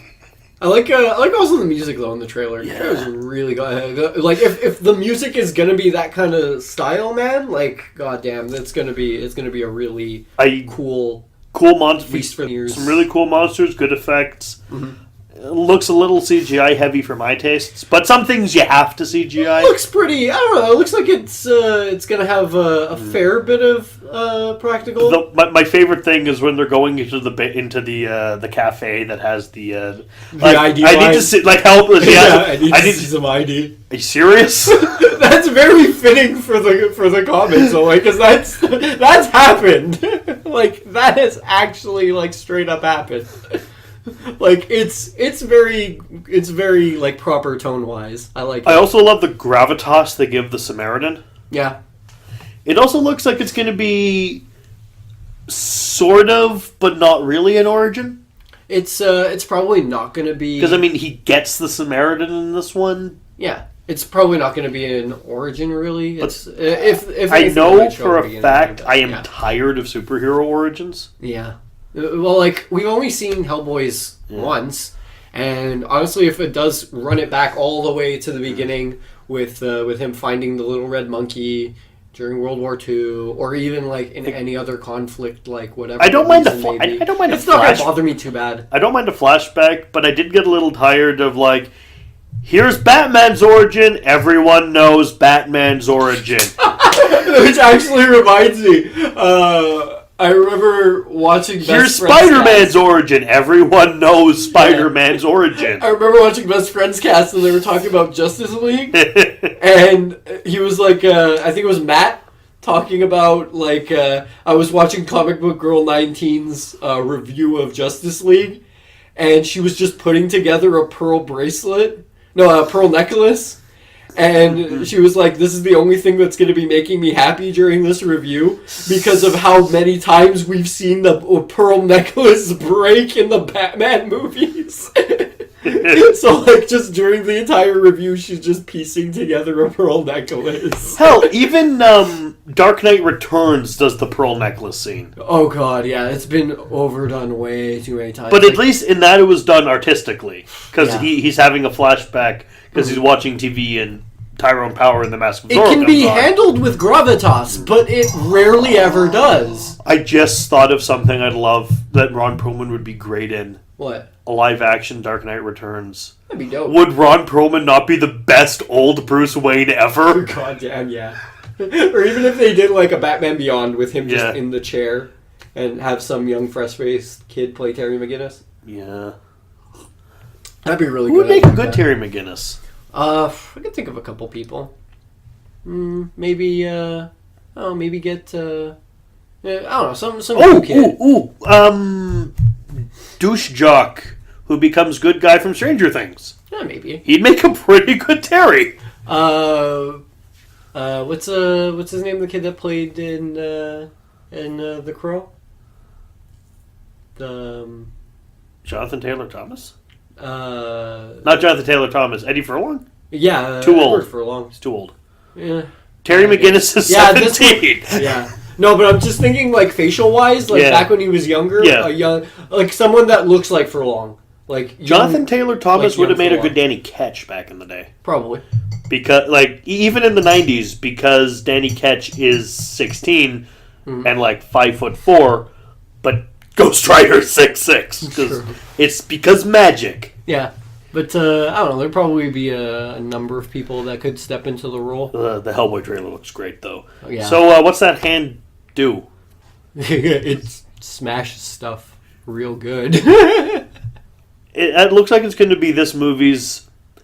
I'm not a great shot, but this gun fires really big bullets, and the bullets in it are really big. Yeah, it's Samaritan. Yeah, and but it's still sticking to the style of it, but they don't look the same as they did in the original. These are like actual straight up bullets. Yeah. It's like the other one. It's like, oh no, they got little stuff in them. You know, like this one's got like silver nitrate or something. Well, we don't know what's in these. We don't because he's kind of explaining how a gun can possibly mean a damn against a demon. Yeah, but they could just literally just be made out of like just silver and then just like blessed with holy water or something, you know. I think I know why Hellboy like explained all the stuff in their weapons. Yeah. Because Blade did it. Yeah.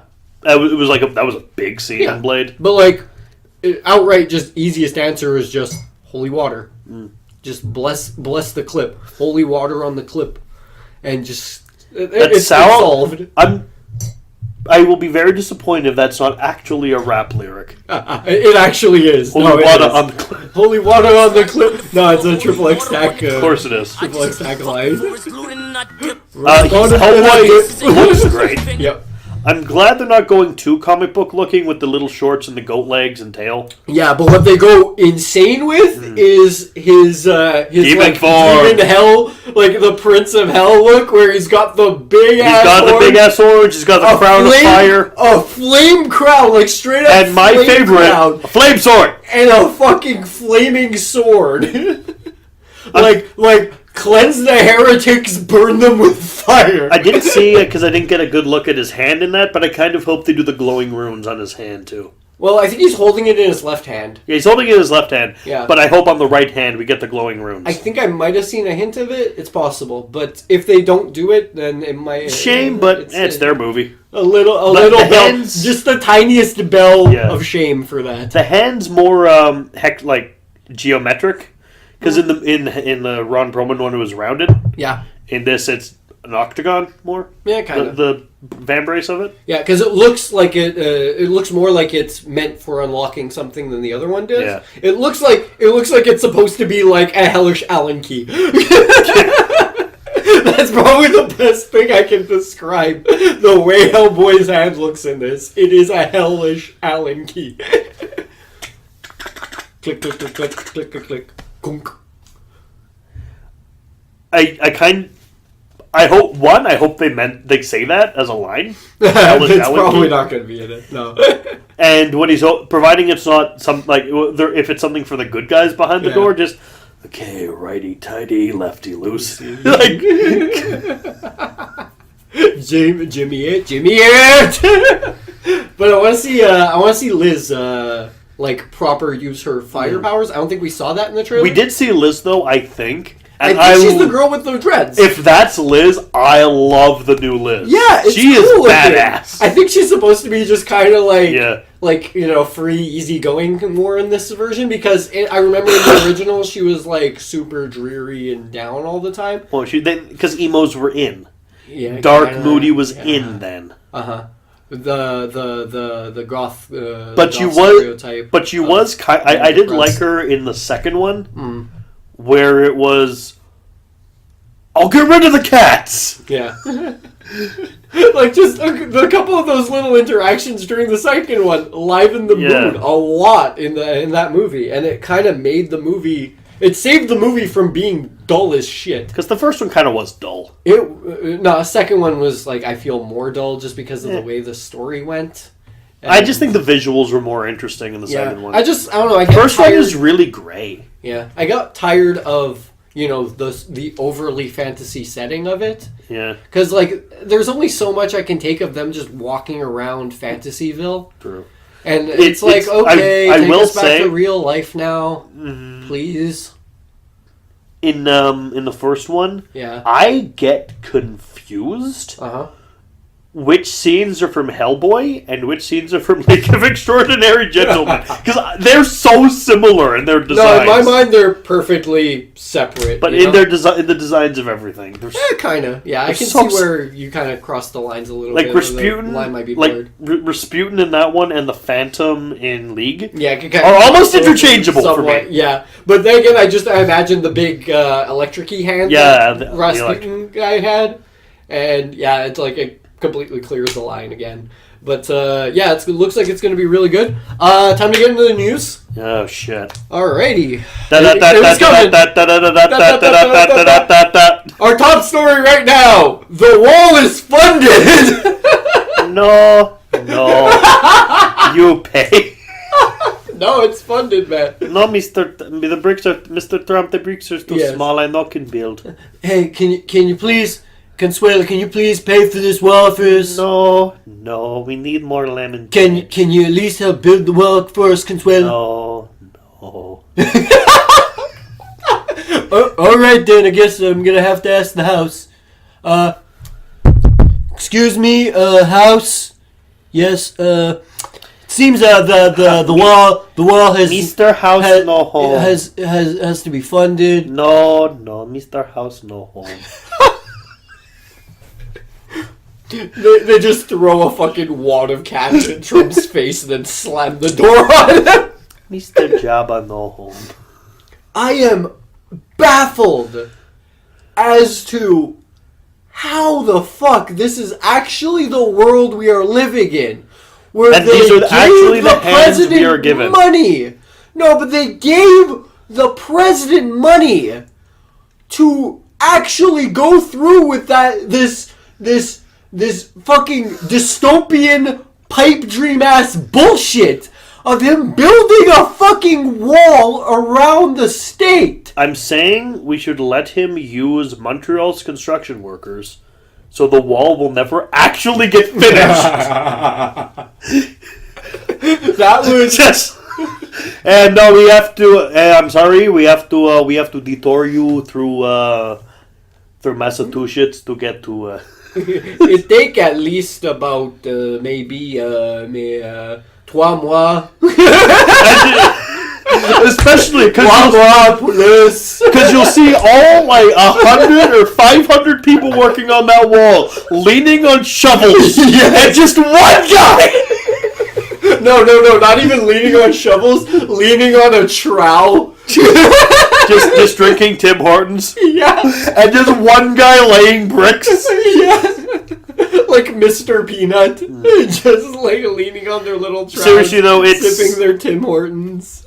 I hope this doesn't end up getting built. I hope it. There's still a chance. Okay, because he's not long for his president. Yeah, the takeaway from this is that it still might get shut down. It is still liable to be, thrown out. Yeah. So, as much as it disappoints me that it's actually a thing they dropped cash for, like hard-earned tax dollars for, don't feed the fucking the immigrants and the refugees. Don't feed those. Don't feed the homeless with it. Don't put the money towards getting people shelter during the winter. Yeah, build those walls, not that wall. Yeah, build houses, not walls. Yeah, that's a good. Maybe. I'm kind of thinking that if the wall ever gets built, is like they're getting over the wall, so we're gonna have to build a roof over the country, and then it's just gonna become a Captain Planet villain. No, they're gonna have the little bubble dome that just shoots up and shields the entirety of America.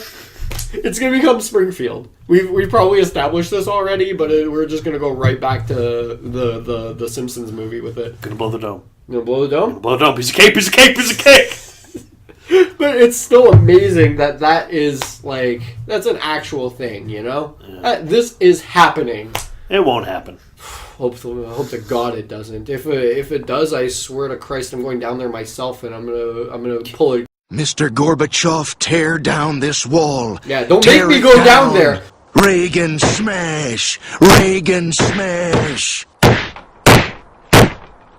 Don't make me go all the way off of this hat onto the head that the hat is on. It's kind of a shame that, and interesting really, that a country that once got another to tear down its wall is building its own. Right. And also the fact that Trump's apparently never read a history book because, like, I think he mentioned the Great Wall of China as being one of his inspirations for this. Like, you know, you mean the thing that didn't work? Yeah, I hate the Asians, you know, fuck anybody of an ethnic background, you know. But those Chinese with the plan for the Mongols, yeah, that made a lot of sense. Also, Hadrian's Wall didn't work. I beat China all the time. I think big walls, fortified walls, were made obsolete by the latter. I think the concept of making a wall to keep people out is overrated of a concept. It's like, okay, we made the wall that can't get in now. Mr. Trump, you know planes exist, right? Yeah. You don't think they're going to figure out a way over there? Or under? Like, at all? No? Okay, Trump. Alrighty then. Cool, you do that. And I guess that's that for the Trump bump. Next up. Trump bump. Can't have me like this. It's fake news. Fake news. Fake news. Your podcast is fake news. What's the next story? I don't know. It's your show, man. Here's one. Oh, no. Prosecutor arrested for coming to court drunk. Good. This lady. Hang on a second. I'm gonna pull up the story over here. This lady. She is a prosecutor. For a United States law court. This is. I mean, I have CBC, from what I have so far. I have zero problem with this. Yeah. Because one, you go to any job drunk, you're in trouble. Yeah. Two, you're in court, and she showed up to work like in an active court case, right? That is definitely in contempt of court. That's an offense. Real. Definitely. Good. Learn your lesson. Fuck. Yeah, I seriously have very little problems with this, especially for like the what is it? The case that they're dealing with. Yeah. The case of all the cases she could possibly show up for. It's a drunk driving, isn't it? No. Oh. It's more serious than that. Oh. She if fucked the dog on this one. Because if it was a drunk driving case or a public drunkenness, this would just be funny and hypocritical. No. It gets worse than that. But drunk driving is involved in this story. I'm gonna get to it in a second. It's a hit and run, isn't it? No. Just give me a second. I'll explain. No, I think it was. Yeah, it was in the States. An Iowa man was accused of sexually abusing a 13-year-old. Oh God! And was freed after county attorney Michelle Murphy Rivera was arrested for being drunk in court. She showed up. Fucking done, genius. Yeah, of all the time she shows up to court drunk off of her ass. She apparently, according to the video, she was stumbling, she was slurring her words, and she smelt like she reeked of alcohol. But she showed up. Here's a picture of her. Oh my God. Yeah.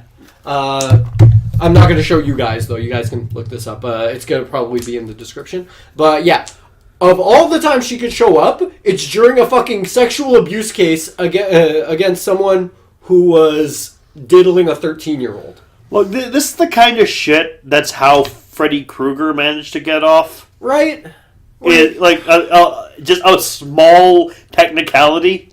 Like, she could have chosen any other case, to kind of... Like, I get that these... Okay, I kind of understand. This probably had taken a toll on, her outlook on society. But well done! You let him walk free because of your bullshit. Yeah, don't get me wrong. Good you can have a drink At the end of the day, when it is all said and done, go have a drink. But before that, before the guy even meet some friends, have a drink, have fun.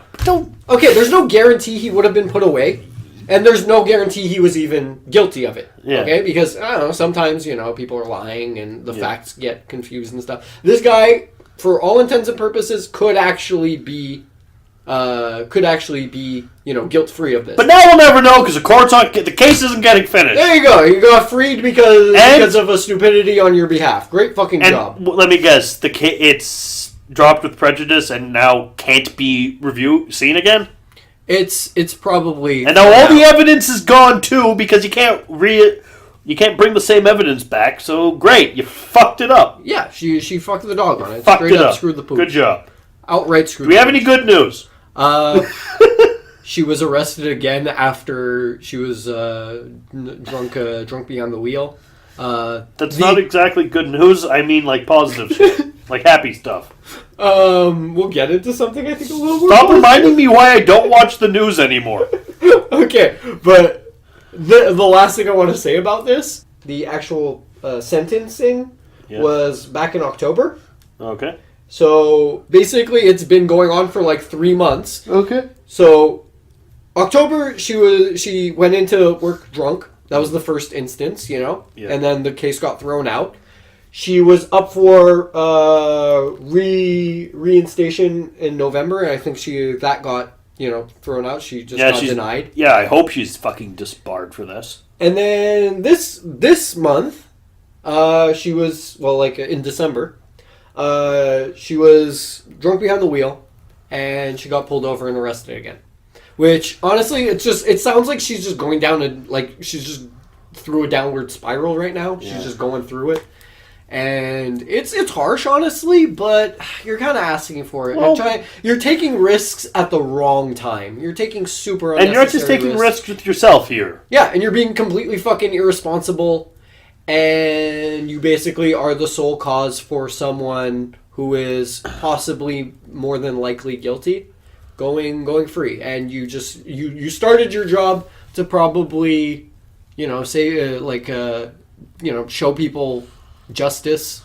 Now you deprived a 13-year-old girl of justice. Possibly a 13-year-old girl, guy, I'm not sure, but they were definitely underage. That's without you deprived a child of their justice. Well done. Yeah, but I don't even think we need to watch the video of that. It's going to be in the description, though. You guys can take a look at the case and sort of do your own digging on it. But this was hard to see, honestly. I have to wake up in the morning to this stuff. Like, my God. But hopefully she ends up, never having to, hopefully this never has to happen again, and the right people have their hearts and minds in the right place, and actually, do their duties properly. Drink at the right time. Yeah, appropriately. Always drink appropriately, kids. Don't be a fuck up. Don't listen to Gio's advice from previous Mike Breakers episodes. Stop it. That's all in jest. People should know. But that aside, something a little more inspiring, I guess. Okay. Marijuana being legalized. We all know about this, right? Yep. So, marijuana getting legalized was apparently the top business story in the news for 2018. Okay, good. By standards of the Canadian news. Which is, it's a big step for us. Everybody was, and now, proud to announce it. Justin Trudeau has done his job. He can get the fuck out now. Oh, come on, don't be like that. He's probably got a couple other things he can do. He hasn't actually done anything else in the years he's been in power. I have faith in Justin. I feel like he has other things that he can still do.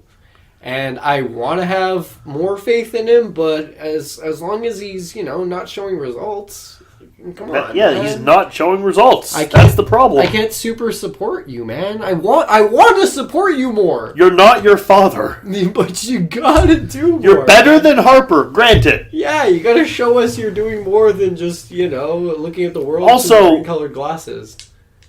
The money you got from the Chinese, just say why Just tell us why you got that. Yeah, don't deny everybody because honestly, denial. If you're denying it, even if it was like a fucking Christmas gift and it's perfectly on the level, yeah. If you refuse to say why, denying people are going to. Denying people information just gets you implicated more. Yes, which actually brings me back to the last story. Yeah. The last story, she ended up getting asked to do a breathalyzer outside the room. And she refused? And you know what she did? Yep, she refused, and they detained her right away. No questions asked. Because if you deny an officer of the law a breathalyzer test or any kind of examination of the evidence against you, you are implicating yourself and you are automatically shown as guilty.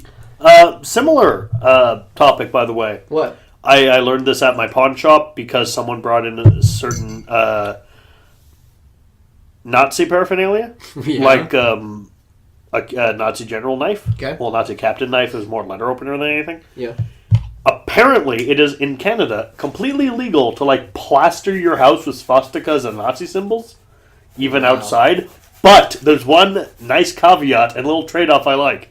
If you do that, you waive your right to the cops needing a warrant to search your house. So yeah, you could fly that Nazi flag high. That's possibly the best addendum to that. You can fly your Nazi flag high, but at any point, the cops can search your house and you cannot tell them no. Yeah, because they have, fucking 50 plus years of evidence against you? Like, just off of happenstance alone? Just, like, out of just outright circumstance. Just like, oh, you're one of them! Oh, you're a Nazi! Yeah, we're gonna random search your premises. Yeah.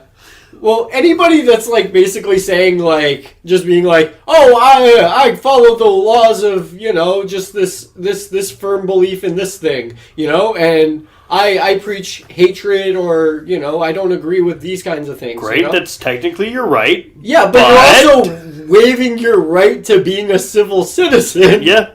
So, okay, you can do that, but you're still a colossal asshole and you're going to be treated like one. Yep.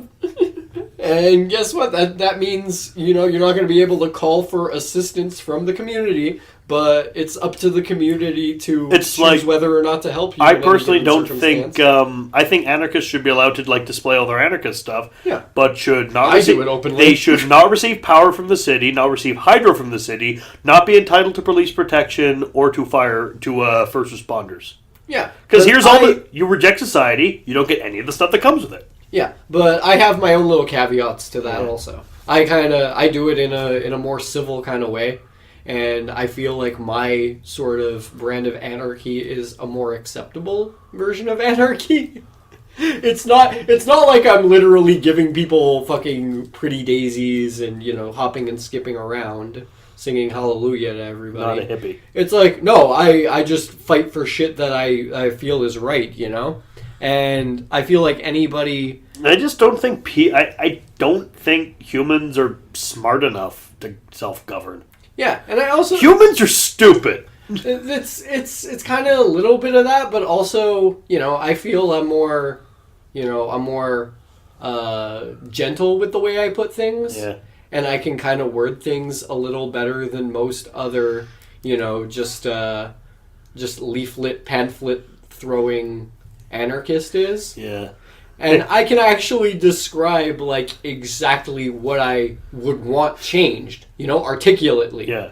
Properly That's fine. tell people. Yeah, it's like, and also, like, I can respectfully because there's this is something a lot of opinion. There's something a lot of like vegan protesters have figured out. If you're a dick to someone, it doesn't matter if your argument has validity. Yeah, they're gonna disagree with you because you're being a dick to them. Yeah, and like go ahead. Like there was a supermarket and there were like vegan protesters making human chains in front of the meat section to keep people from buying their stuff. Great technical. Well, actually, no. You're not allowed to do that. You're disrupting that business's business. Yeah, but they've never really been ones for you know proper conduct anyway. Like if I encountered that, I have two things I'd do. Yeah. One, I'd either just shove, grab, middle finger, go. Yeah. Like, shove you, like, get out of my way and buy that. Or like, you're blocking the meat section? Yes. Okay. Leave. Come back with security. Yeah. But security, and if that's the case, then security rarely does anything about it anyway. But, yeah, I'm the type of person, though, that's like, the second hate speech is involved in it, then you waive your rights to being a civilian. But, like, oh my god, the second it gets to the point of, like, you're instigating hate speech, fuck you, your rights are waived. But, yeah, I completely agree with the, you know, if you have a swastika, or no right to back in the remember the Red Square student protests? Yeah, I was in those. I only had 2 experiences with it.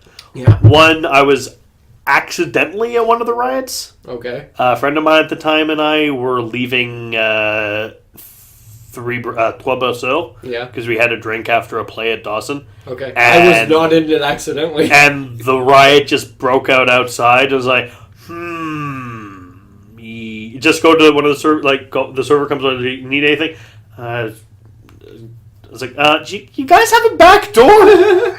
Like, no. It's like, okay. We managed to get through. I saw a police officer get pulled down and beaten. Yeah. That was interesting and uncalled for. Mm-hmm. But that was one. I managed to get out without getting involved in anything, thankfully. Got out of that. My other one, rough out there. There was some of the pot bangers. Yeah. But I was walking down the street in Saint Henri, and there was just one pot banger banging a pot. It was just one of them. Mm-hmm. And it started banging it in my face. As they are to do. But no, it wasn't a group of them. Yeah. It was just one. one. And it was banging it in my face. So I grabbed the pot and threw it across the street. Fuck off. If you're just doing it on your own, there's nothing more pathetic than a lone protester. Yeah. I feel like that could just be added on by there's nothing more pathetic than a lone pot banger. It's like, great, you got to learn that when you do this in a group, people aren't going to do anything because they're afraid your friends are going to kick the shit out of them. Because there are a lot of you. When there's just one of you. Yeah, it's so and one of me. Mm-hmm. Like, I used to get into fights routinely with those, the Queen is a Nazi, Obama's a Nazi, sandwich board people. I'd get into fights with them on a regular basis. I'd flip their tables. Yeah, we get a ton of throw those. Their papers all over the place. We get a ton of those. Throw the middle finger, spit on them. I hated those guys. Yeah. The little addendum I want to add to the whole legalization thing. Not only was it like top news story, but they're trying to bring out new rules also for edibles. So they kind of have like a little bit of a regulation sort of in the works, but I don't exactly know the details on it. But it's basically going to be just kind of like adding those to the repertoire of already legalized cannabis goods. Okay, cool. So hopefully those go, a bit better than, just literally. It has so far. Oh god, because they've been pretty much demonizing edibles for a little bit because like they've been showing up in all kinds of different places and people are like no bueno. From what I've seen of the current system, just walking down St. Catherine Street by the dispensary and seeing just a line around the block. I've seen those lines. I'm just like, this isn't going to stop the dealers. Yeah. Because you can hey, man, I need some of this. Can you bring it over? Yeah, sure. But the prices are, and also now that they have, they're opening them at earlier hours. Okay. That's going to help out their case a little bit better because before the problem... They weren't ready. Yeah, before the problem was literally everybody getting out there at 11 o'clock and just the lines going around the block and they're opening at 12. Yeah. So literally it's 11 o'clock. It's 11:30. People are getting ready to go in there. Lines already around the corner of St. Catherine's. Yeah. It is already just past a nightmare. Yeah, it is already way past controlling. It is out of hand. So they basically just kind of were like, okay, we're not just going to be opening at 12. we got to open at like 10 because the people that showed up at 10 o'clock were the people that were going in, earlier, because they were showing up at 10. They were lining up right away early in the morning, and then they were getting in by 12 o'clock, and by 3 o'clock, everything's gone. You just, they really just got to improve the convenience. Yeah. And improve the stock, because I don't think they quite understood the demand, and so they didn't have the supply to meet it. That's for sure. Not only were we having supply and demand problems, but we were getting, like, people going in there asking for obscene amounts every time they were coming in, buying fucking 2-3 cases every single time. And these are not just, I'm not saying just people haven't, people just, like, they just want to go in there and get their fixes. No, it's not just that. It is people who need their medicine going there, getting their prescriptions filled, and then going back, and then you got the people that are literally going there, getting their fills worth, and then going back for even more. It's like if you've ever surplus, extreme surplus. It's like in Asterix and Obelix when they're all doing the potion, and Obelix comes in like different disguises to get more. Yeah, not to be like not to like downplay it, but that's kind of the image I get. And kind of an opposite of like, please sir, may I have some more, with the complete opposite connotation, Yeah. Like it's like, it's not just do you need more, like people are just like, no, I want more. But it's like if you're not careful, it's something people need to really. If you're not careful, they're gonna get Unkar Plut. Yeah, and then it's gonna literally just be the tiniest. And then no one gets anything, and no one has and then no one's happy, and then you've ruined it for everyone. I want to try to find the exact post because a friend of mine ended up posting something, in regards to, the amount of product that we're pushing out and the amount that people really wanted. It was the best way to probably word it. I gotta look for her Facebook page right here. I'm just hoping that one day it can be sold in like dépanneurs and grocery stores like alcohol is. Yeah, maybe at some point it probably will. But that's only if the regular going to the stores and handling them with dignity. And proper respect and decency actually, goes through. If we can't follow through with the pullback, it's not going to go well with release. Yeah. So, yeah, I've got the post actually over here.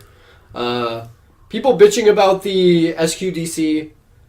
Get off your high fucking horse. Basically saying like everybody's bitching for any reason, like small amounts. The dosage is too small, whatever the complaint may be. Yeah. People are finding that and just like taking advantage of it and taking it to its extreme. You don't understand the struggle people are going through right now between medical and recreational. In fact, the SQDC has more available than a lot of LPs. Shit like this pisses me off. Fuck you, go sniff blue for your next buzz. Because some of us out there need this to survive. Y'all bitching you can't get the strain you need to fly you to the moon. Like, it's fucking ridiculous. It seriously is. And it's kind of sickening even at the same time because, yeah, people are just literally finding any reason to just take this to the extreme. And hopefully the people that need their medicine actually get it because it is a healer and people need to realize that. So, yeah, that aside, we're going to probably cover one more. I hear a lot of it on the ground where I work. Yeah. I work in a pawn shop. Yeah, and we get it kind of from the ground level, both ends. Yeah, it's tough for people to get a handle on these kind of things. But you know what? I feel like the right people are going to be able to handle it better than. And for the people who are panicking, like on the other side of it, like, oh, and then the kids are going to be all high all the time. Like, look, they already are. To look back on this is the thing. To look back on history, the easiest time in the States to get a drink was during Prohibition when it was illegal. Yeah. Because with legality comes regulation. Yeah. But so it's like, oh, what if like children get it? Well, they can't now. For real, they can't. the age has been bumped not only from 18 to 21, but it's also every time you go in there, they check your card. Yeah. It is they have a guy hired there to do that. But what if people are what if people are driving high? Then that's illegal. It's always been illegal. And there is actual regulated breathalyzers at specific locations, specifically to combat that. Yeah, it's like people need to realize these things. People on both sides are overreacting. Yeah, seriously, fuck me. But okay, we're gonna go on to one more. I wanted to end this on 3 Canadians detained in China. Yeah, what did they do? Basically, this is just kind of it's in reaction to somebody getting detained over here. Okay. Cross borders. There's a lot of cross borders problems. A lot of disputes along the borders. One person got detained. On Canadian soil for I think it was. Hang on a second. Let me get my paper here. Was it unlicensed work or something? I think. Hang on, I got it. I'm just looking around. Basically she was not eligible for work. I think she was facing fraud charges in the States. Yeah. Yeah, and it was a woman named Meng Wanzhou Hu. Something like that. Yeah, she was a Chinese woman. Okay. And she was in Canada, and she was facing charges in the States. Okay. So, of course, the States ended up having the warrant for her arrest, and Canada picked up the bill and detained her. Yeah. Shipped her back to the States to face charges. China didn't like that. No. So, of course, them seeing, one of their officials get taken and prosecuted, they ended up kind of flying out of their right to detainment and taking first two officials, 2 Canadian officials who were, I think, just doing their jobs in China. Yeah. And they ended up detaining them for, I think, unlawful trespass, something like that. As opposed to lawful trespass? I think it was just they were in a restricted, they were basically snooping around. That was their excuse. Yeah, exactly. So they ended up detaining them, and just now a third person was detained. A Sarah McIver. She's the 3rd Canadian detained this month. She's an Alberta teacher. Ooh. Yeah. China and Canada say the detention of Sarah, the 3rd Canadian recently taken into custody in China, doesn't appear to be related to the detention of the 2 other Canadians. She was completely just detained, separate, apparently, from the other 2. Okay. But she's still facing, I feel, worse prosecution because they're just, they're in confinement or whatever. You know? Still, nobody knows what's going on with those 2. But she was sentenced to administrative punishment. Outright administrative punishment. So she's got to serve that now. Is it the usual slave labor stuff? Probably. Yeah. No real details on that. But, there is a video apparently attached to this. Good. I'll put the link in that, of that in the description. You're going to have a really link-heavy description. Yeah, there's going to be quite a few in here. But yeah, she's facing administrative detention, and it's all over just one person, and over just doing people's jobs, Yeah. She was facing charges, and as someone that is facing federal law, you should be given up. Yeah. And even if you are with out of jurisdiction, you're still you should still be liable to face the wrongdoings that you've done, and should be able to do your time with stride. Yeah. If you can't do the crime, you shouldn't be doing the time. So no, if you can't do the time, you shouldn't be doing the crime. Sure. Obviously, if you don't do the crime, you also should not be doing the time. Right. But that's the situation here. People did not do the crime. Yeah. But are doing the time. Yeah. But our government's advice in all of this is don't go to China. No, not just that. Like if someone is in China, their advice is to just lay low. Okay. They're telling people to just lie low, like let it all pass over. You know, let the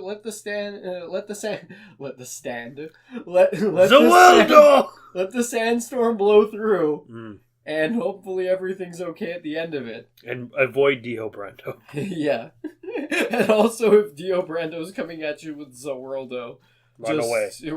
Run as fast as humanly possible. Escape LA. Yeah, because he does not care. But he's not involved. Yeah. As far as we know. Aside from that, Merrick, what have you been doing? Well, stuff for my channel, some Christmas stuff, and work. I did watch an interesting new Christmas special it's a Netflix exclusive called The Christmas Chronicles. Oh yeah, that's with Kurt Russell, huh? Yep, my favorite actor. Yep. And he plays Santa Claus. And how'd you like it? It was great. Amazing. Except for the elves. Because they were basically minions. Oh, wow. Because they're little CGI creatures who speak in a made-up language. Yeah, a little too, for me. Banana? Yeah. Banana. There's one I liked, though, because it was a big one who tried to kill one of the characters with a little chainsaw. Okay. Until Santa stopped him. And he just seemed really disappointed that yet another opportunity to use his chainsaw had passed him by. I liked him. He was cool. Why am I getting flashes of Puppet Master all of a sudden? Oh god. But yeah. As for me, I've been literally just, playing games and doing some drawing. A lot of editing. Shit ton of editing. Tank base. And we're gonna make that a thing. Yep, that's going to be a thing. But the hit new thing. Yep. It's the latest sensation sweeping the nation. And yeah, aside from editing and stuff, I've just been kind of getting into the Christmas spirit. Probably gonna drink some eggnog. Tankmas. Merry Tankmas? Yes. Tanky Merrymas? I don't know. Though I think you're all tired of hearing about Christmas shit this far into January. And horrible news and cosplay.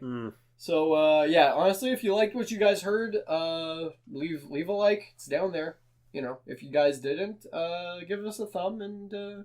if they didn't like our stuff, give us a thumbs up or down. Down. Oh, by the way, explain why in the comments. Also, unfortunately, there's been a problem with YouTube, and the thumbs down button is broken. If you want it to register your thumbs down, you're going to have to hit thumbs up. It'll figure it out. Yeah, the annotations will kind of just clear it up all together. It's kind of blurry right now, but just to be on the safe side, click that thumbs up. Also don't forget to subscribe. Yep.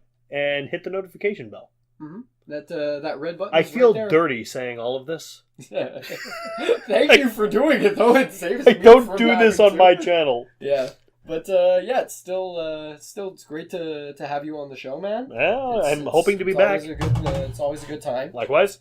And if you guys like our reviews or anything that you want to actually hear us talk about in full discussion, some movies, go over to Merrick's channel. We have several hundred episodes of Mindbreakers. Yeah, head on over to Narwhal Entertainment, watch those Mindbreakers reviews because we tear into movies big time. Yeah.